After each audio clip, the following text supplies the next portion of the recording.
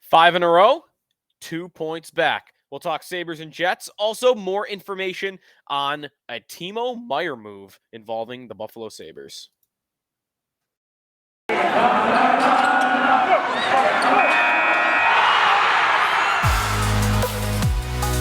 You're Locked On Sabres, your daily podcast on the Buffalo Sabres. Part of the Locked On Podcast Network, your team every day.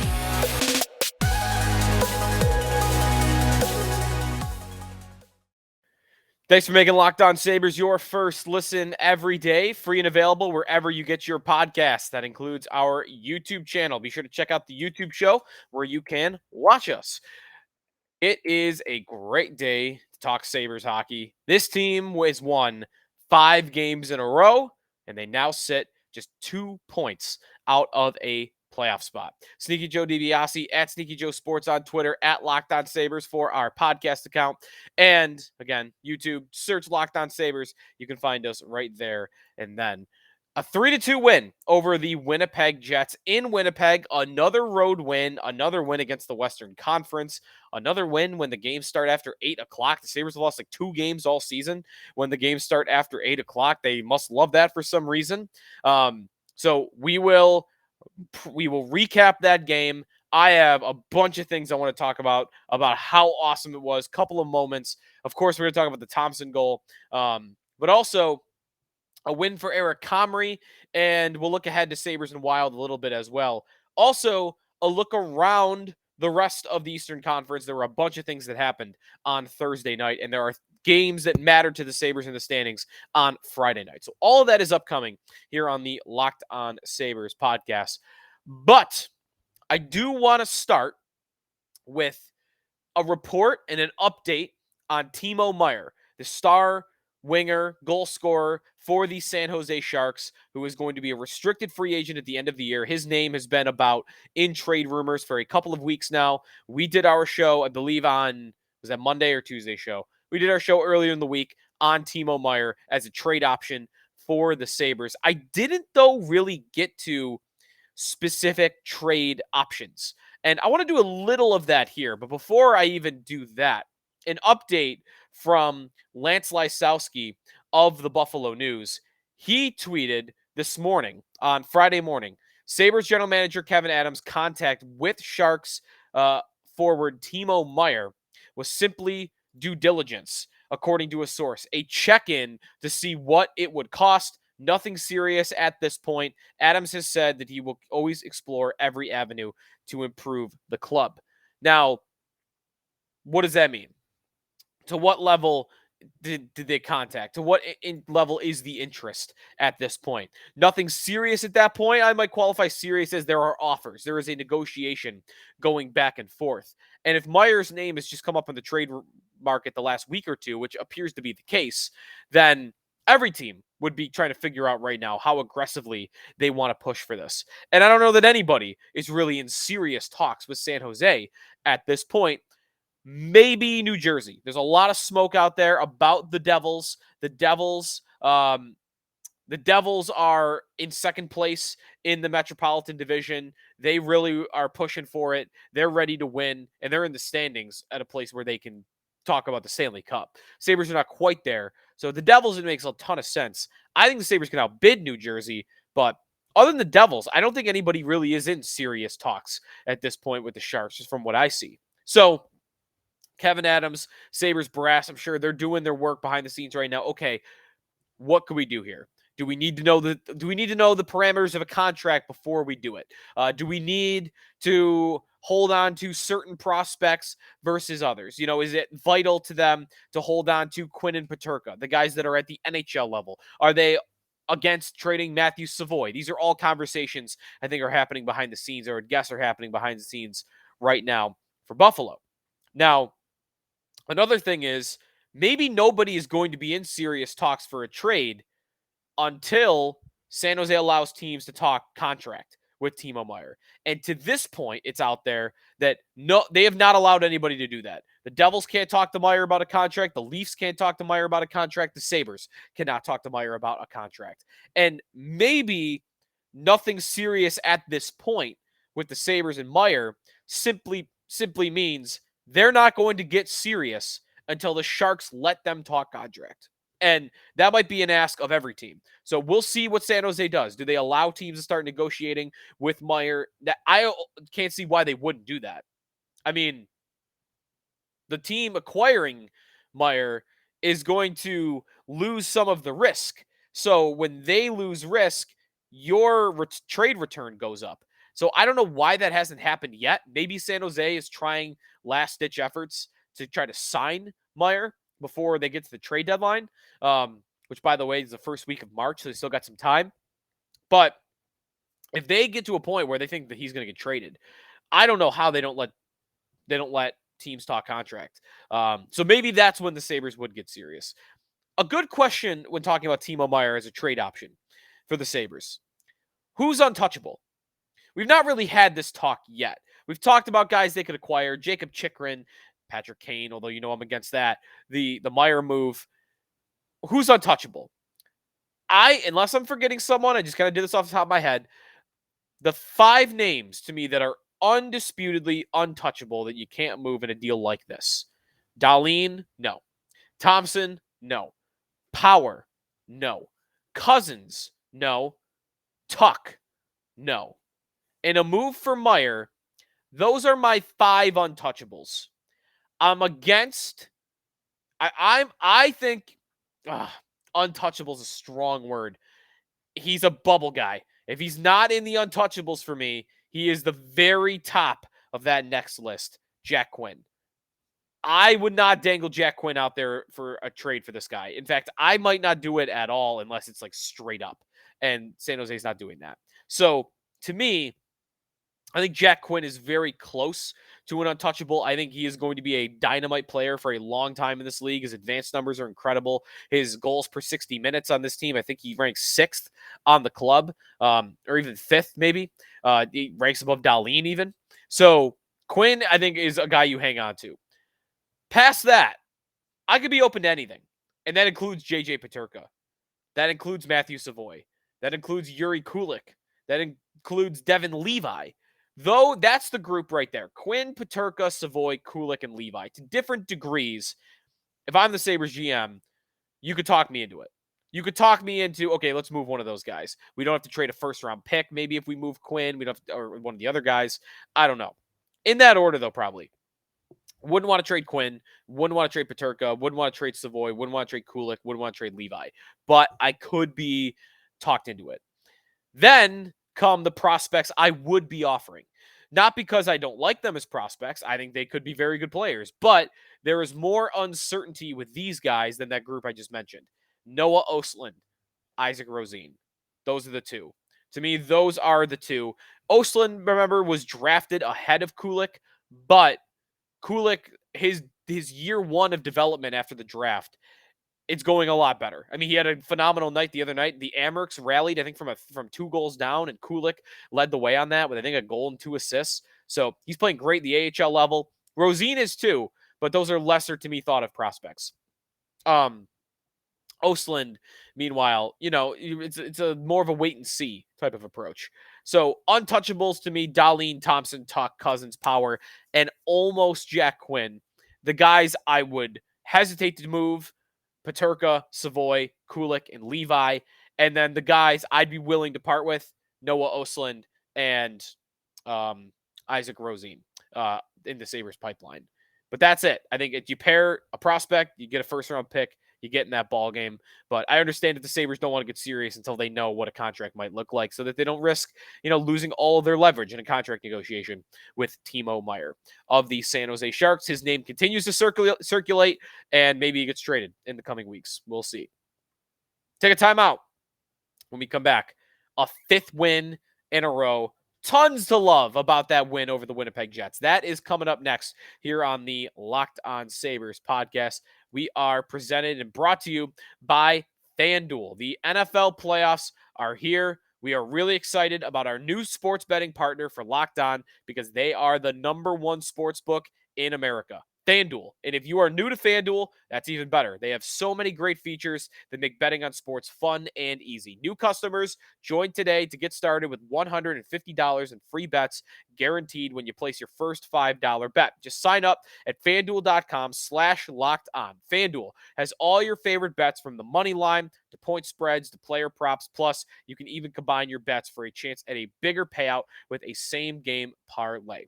It's all on the app. It's safe, secure, and easy to use. I will have some bets. I got one sneaky good bet for Sabres and Wild coming Saturday night. So stay tuned for that coming up. So hockey fans, football fans, don't miss out. Place your first $5 bet to get $150 in free bets, win or lose at FanDuel.com/locked-on. Make every moment more with FanDuel, official sportsbook partner of the NFL. Sneaky Joe DiBiase back here on the Locked On Sabres podcast. Were there any YouTube comments that I wanted to check out here? There was actually. Andrew, who has chimed in a couple of times on our YouTube channel, he says Meier's contract isn't going to work out. He is going to command $8 to $11 million. You got a lot of kids that are going to need contracts. Team needs some solidification on the back end, even though the Yotes haven't gone down on their price. Maybe Adams can wiggle it down. I think a player, a prospect, and a first can get it done. He's talking about Jacob Chikrin. Now, I will say this about their cap situation. I understand that sentiment that, hey, we're going to have to pay guys. Dahlin's contract is going to be enormous, right? That is $6 million for one more year, and then he's an RFA. That's going to be $10+ million a year. Samuelson's under contract, though. Thompson's under contract. How many more big deals do you know you're about to give out? Cousins and Dahlin. For the short term, that's it. Power, that's a couple of years down the road. They probably give him an extension, though, like a long-term one, the way they do things after next season. It's just kind of how they go about it.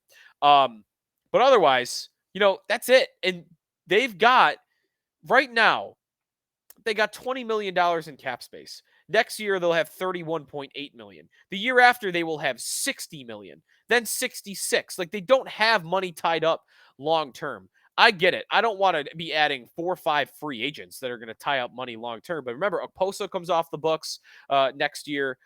To me, you could fit one big contract in. I don't know about even 2. I think you could fit in 2. Once you start getting to 3 or 4, that's where it starts getting hairy. But I wouldn't worry about one big contract. And the $8 to $11 million range, by the way, that's a huge range. I think that Meier comes in below $9.5 million.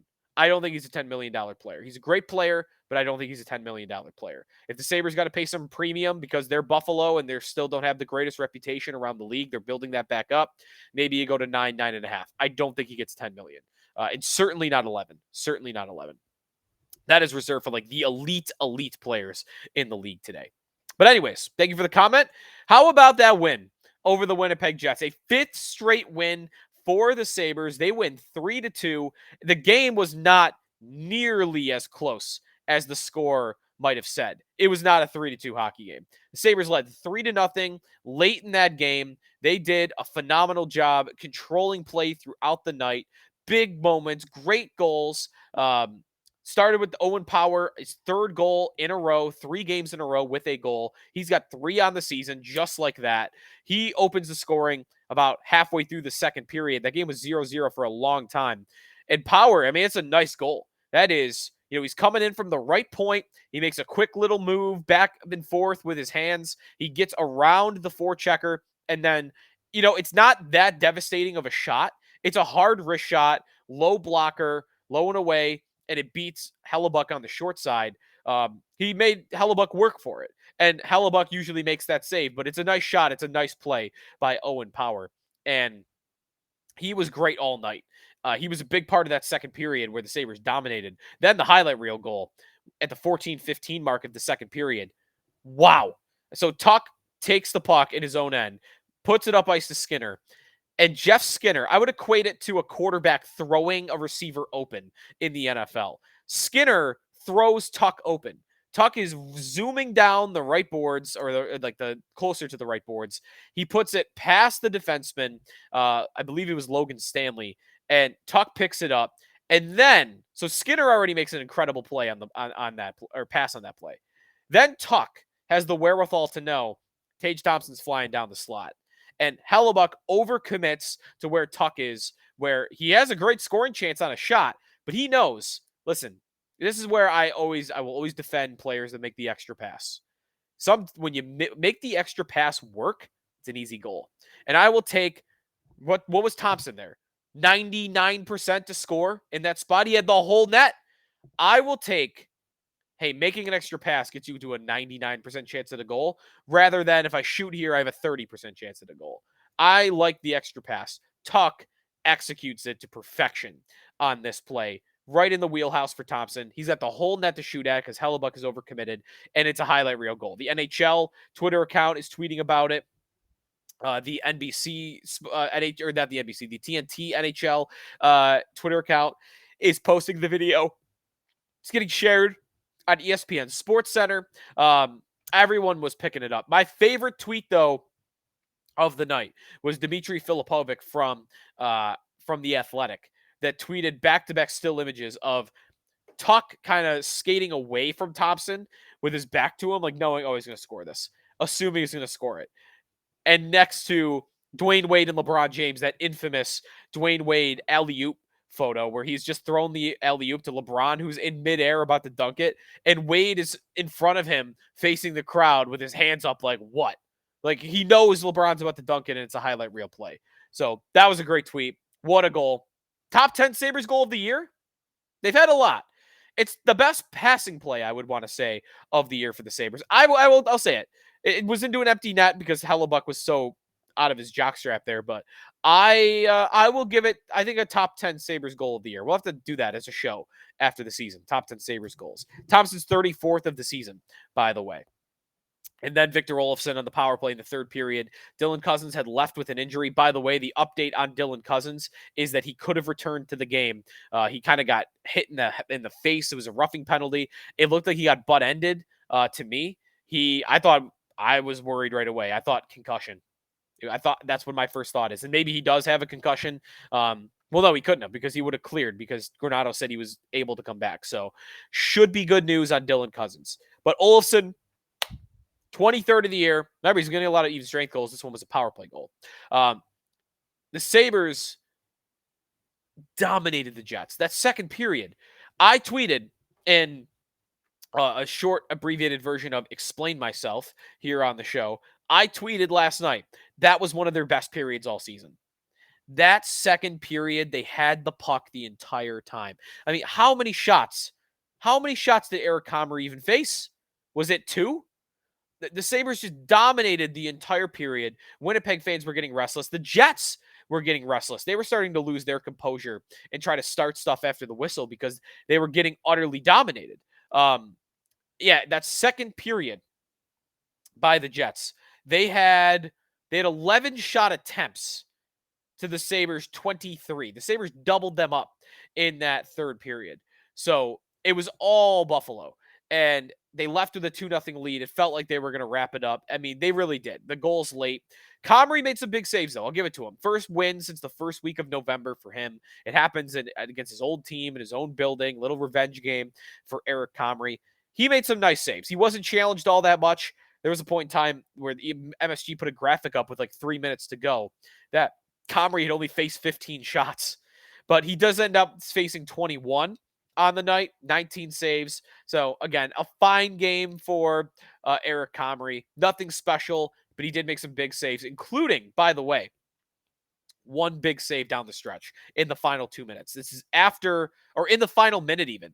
Winnipeg had made it 3-2, and they came down on a rush. And Comrie, he's very fundamentally sound. He's not like the most athletic goalie. It's more on his technique. He just, nice, calm, cool, and collected, raises the shoulder just a little bit and deflects the shot back into the corner. So he made one clutch save in that final minute that really put it home for Buffalo. But good for Eric Comrie to get the win. But again, the Sabres dominating possession. They outshoot the Jets 36-21 in this game. 5-on-5 shot attempts in this game. 48 for Buffalo to 36 for Winnipeg. Scoring chances were 28 for Buffalo to 19 for Winnipeg, and then high danger scoring chances 11 for Buffalo to 4 to Winnipeg. Expected goals for 70.4% in favor of the Sabres. I don't have the numbers in front of me. It's got to be one of their highest marks of the season. And that really is it. That's the mark of a good team. That's the mark of a great team. Not saves, not did your goalie stand on your head, not even goal scoring, honestly. And I know the Sabres are tied for first in the league at that, but not even goal scoring. The mark of a great team is when you dominate possession, you dominate scoring chances. If you have enough scoring chances, puck's going to go in the back of the net. The scoring will come with it. You dominate possession enough, scoring will come with it. I don't like to overreact to teams that are at an insanely high shooting percentage. Teams that come away with 25 shots on goal, but they have 5 goals that night. Did they really have that great a night offensively, or did they get a little lucky? Because I would want to point to and say they got a little lucky. Game like this, where they score 3, felt like they could have scored 7, because again, they had so many chances, so many shots on goal, so many great scoring chances from prime spots. You look at their heat map; it's all in the middle of the ice. I I think that's the mark of a great team. The Sabres are showing that they are not just a fluke, that they are not just winning games, because they made the shootout or because it went off a leg. Like, they're scoring skilled goals, they're dominating the puck, and they're dominating some good teams. Winnipeg is a good team. I think they're inflatedly good because of their goaltender, because Hellebuck's the second best goalie in the world, but they're number 2 in the West. That's the second place team in the West on the road, and you ran them over for 60 minutes. Well, maybe 58 minutes. The final 2 were tough, 53 minutes or whatever. So great job by the Sabres, and they inch closer to a playoff spot. By the way, before we take a timeout and tell you what else happened in the Eastern Conference, we're going to rename the segment The Hunt, at least for the time being. The Hunt. The Sabres are in the playoff hunt. We're going to call it The Hunt because sail across the Atlantic, I liked it at the beginning of the year, but it's really become more about the metropolitan teams because do we care about anyone in the Metro right now or in the Atlantic? Tampa, they can't catch, I don't think. And look below them. Am I worried about Detroit? Am I worried about Ottawa? We're going to call it The Hunt from now on. That's coming up next. Before we do that, though, quick preview of Sabres and Wild. The Wild have not been playing all that well since they faced the Sabres a couple of weeks ago. We don't know anything about goaltending yet, so we don't know a lot about the lineups. Cousins, again, I'm guessing he'll be back for that game, but we don't really know. Saturday at 9 o'clock puck drop in Minnesota. Before the Sabres return home, they get a couple days off, and they play the Carolina Hurricanes at home on Wednesday. But I like this matchup against the Wild. The Wild just had a night against Philly, by the way, where they had 3 fights in 17 seconds, and then a 4th fight a couple of minutes later. Very strange game for today's NHL. But I like the Sabres' chances. I would guess Ukko-Pekka Luukkonen in net. So, again, I'm guessing at Cousins and Luukkonen playing, but we'll see come Saturday. The Sabres, this is my sneaky bet of the night or of the day. The Sabres are plus 155 at our friends over at FanDuel to win this game. They are an underdog. I'm going to make that my one sneaky bet of the night. Sabres just a win. Plus 155. You bet 100 to 155 is what that means. Or 10 to win 15. The underdog in the Sabres Wild matchup has won 6 games in a row. The underdog in Sabres Wild has won the last 6. I'm going to bet that streak continues. There's really nothing to it. There's no reason to believe it will other than destiny. But I'm riding with destiny on this one. 7 games in a row, I'm going to say the underdog wins. I'm betting the Sabres. They get a day's rest. They get back to their number 1 goaltender. Here's to hoping to get Matthias Samuelsson. And remember, that was a surprise that he missed Thursday night's game against Winnipeg. He was not out there for warmups, but he did practice. He did practice on Thursday morning. They held him out because he didn't feel right. So I don't really know what to make of that. The fact that he practiced on Thursday makes me think that it's not going to be long term. But maybe they hold him out till Wednesday because they have, a few days off in between. So Sabres and Wild. I'm going to go Sabres as the underdog on the money line, plus 155. All right, time for the hunt when we come back. What happened around Buffalo? There was a big matchup between Washington and Pittsburgh. We'll tell you what happened there and what that means for the standings, plus a couple of games that matter to Buffalo on Friday night. That's ahead here on the Locked On Sabres podcast with Joe DiBiase. Welcome back, Locked On Sabres podcast with Joe DiBiase. Thanks for making us your first listen every day. Again, if you want to get involved in the show, you can tweet at me at Sneaky Joe Sports, get a hold of our podcast account at Locked On Sabres, or go to our YouTube channel right down below in one of our videos. There's the comment section. Keep it clean, people, which you do a great job at. I must give our listeners props. They keep it clean for the most part. Always a few bad apples, but not many for us. But anyways, Sabres win their 5th in a row. They are now 2 points back of a playoff spot. 2 points back. And you know what? Depending on the site you look at, they're a better playoff chance to win than others. MoneyPuck.com, for instance, which we reference sometimes here on the site, has the Sabres at 56% to make the postseason. I'm not guessing that it's that high. MoneyPuck's had a weird year with their algorithm. In fact, they have the Sabres more likely to win the cup at 2.7% than they have Colorado at 2.4. And that's not true. I mean, I love the Sabres right now. I think their season's going great. They do not have a greater chance to win the cup than the Colorado Avalanche do, who, by the way, are back in a playoff spot. So that's nonsense. So take that with a grain of salt, that 56% number. I'm going to go to the odds. I'm going to use FanDuel again for this. They've got the Sabres at plus 250 to make the playoffs. That's about, 30-ish% to make it. That feels about more right. I'm feeling like it might be closer to 50-50 at this point. I might feel like it's like 45%. I'm feeling great about it. Washington, Pittsburgh on Thursday night. The worst possible result, in my opinion. The best possible result to me would have been Pittsburgh winning in regulation. Only 2 points get given out, not 3. The team that's easier to catch, Washington, gets 0. Pittsburgh, you let them stay ahead of the pack a little bit. As long as you catch 1, that's all that matters. Washington wins in a shootout. I mean, come on. Washington wins in a shootout. A good game. I was watching a lot of it before the Sabres-Jets game and then during the intermissions, back and forth. Those teams looked evenly matched. They both look kind of old, but they both have star players that still are incredible. Ovechkin, Crosby, Malkin, Letang. Backstrom is looking a little bit closer to form after that major surgery that he had earlier in the year. So they look kind of even, but Washington wins in a shootout. All right. Well, I guess no regulation or overtime win got given out in terms of the tiebreakers, so that matters. So now Washington remains 3 points ahead of the Sabres, but Buffalo has a better points percentage. And they have 3 games in hand. That's why they have a better points percentage. They have 3 games in hand on Washington, and they are 3 points back. So again, just to match the Capitals, the Sabres would have to go 1-1-1. And if they did that, by the way, they'd be ahead of Washington in terms of regulation overtime wins, which is the tiebreaker. They're both sitting right now at 25. So that's where they are in terms of Washington. Washington, the top wildcard spot. Pittsburgh, meanwhile. Pittsburgh, the Sabres gain a point. And that means that they're still in it. They're still in it to catch Pittsburgh. Pittsburgh is now only 2 points ahead of the Sabres. These two teams, though, have played the same amount of games. Regulation and overtime wins, the Sabres actually outrank Pittsburgh 25-23. So they have the tiebreaker for now, and they are 2 points back. So that is manageable. The Capitals are manageable. The result is not what we hoped, but the Sabres got the win. That's what matters most. And they gain a point on the Penguins, and they gain ROW on Washington. Now, they're not the only 2 teams to focus on. One other team above that I want to focus on, and one team below that both play on Friday night. Pittsburgh and Washington both off on Friday. Florida. Florida hosts the LA Kings on Friday night. The Panthers are 5 points back after losing in overtime in their last match. They're 5 points, or no, excuse me, 3. They're 5 points back of a playoff spot. They're 3 points back of the Sabres, and they have played 2 more games than Buffalo.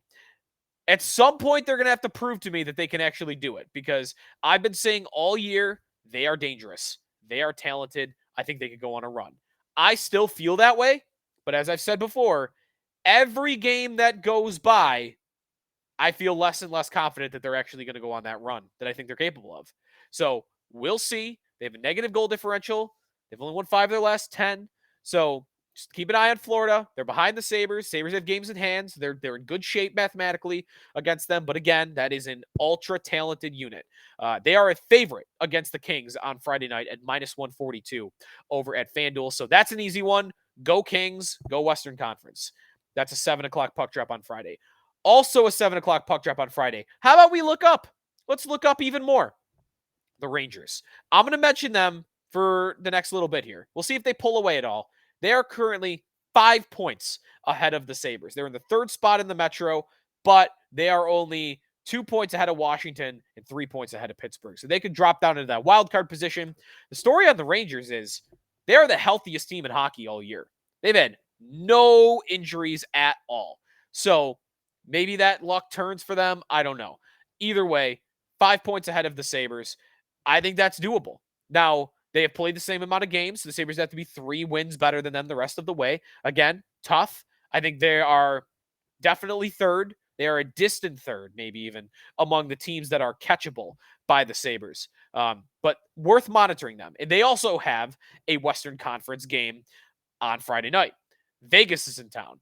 Listen, you got to root for Eichel. You don't have to root for Eichel. You can root for the Golden Knights. Root for the Golden Knights to win without Eichel getting a point, which he has not been doing as of late. So I'm rooting for the Golden Knights just this once. I hate them just as much as you do. Eichel is not playing well, but they have been able to win some games recently, even without him. The Rangers are favored in that game at minus 156. So the math could look really good on that front. I mean, if the Rangers lose tonight in regulation and the Sabres win tomorrow, they've played the same amount of games. The Sabres are 3 points back. That's right there. That is right there. But, we'll see. They'll have a game in hand on the Rangers after tonight, so it would be nice to get a win there by Vegas for the standings purposes. And I think that hits it. I think we got everything in that I was looking for. No, one last thing. One last thing before we get out of here. All-Star. Austin Matthews, who was an All-Star, has a knee sprain. He's out 3 weeks. He'll miss the All-Star game in the next 3 weeks for Toronto. By the way, it doesn't matter to Toronto. They're almost locked into that number 2 spot. Maybe they could fall to number 3, but they're going to play Tampa in round 1. Matthews missing the All-Star game means that there was an opening. And people were mad about Dahlin not making it. Dahlin's not the guy going. Alexander Barkov is going. It's for hockey reasons. It's nuts. It is nutty that Barkov is going to the All-Star game. Barkov is having his worst season since maybe he was a rookie for the Florida Panthers. He's been dealing with injuries. He has not been playing all that well. In fact, the biggest reason, I'll say it, the biggest reason they're not as good as they were last year is Barkov. Barkov last year had 88 points in 67 games. This year he's got 43 and 40. Not even close to the point trajectory he was on last year. Only 13 goals. This year he scored 39. Last year, huge downtick in terms of production. But I also understand why they did it. I don't think anyone's going to tell you that Barkov's having a better season than Dahlin. Dahlin is the second best defenseman in hockey this year to me. Maybe even first. It's him and Erik Karlsson. But the All-Star game is in Florida. So I get it. They want a second hometown guy. They gave it to him. So for that reason, I understand it. If you want to complain about anything, honestly, it's not even Barkov to me because, again, they're going to give the hometown kid, the hometown guy, a spot there to, get fans to show up even more and be more energetic. The biggest knock on the All-Star game is that no defensemen are going for the Atlantic. Not one. It's all forwards and 2 goalies. And that's ridiculous that not a single defenseman from a division will go. But anyways, it's All-Star game. Who really cares? All right. If you're watching Panthers and Kings, again, go Kings. And if you're watching Golden Knights and Rangers, I understand if you don't want to root for the Golden Knights, maybe just check the score after the fact. I will be rooting for Vegas, though, because I think the Rangers are gettable. So enjoy those games. Enjoy Sabres and Wild on Saturday night. Hope we get a good weekend, and we will talk about it all coming your way on Monday. So thanks, everybody, for listening here to the Locked On Sabres podcast, and we will talk to you on Monday.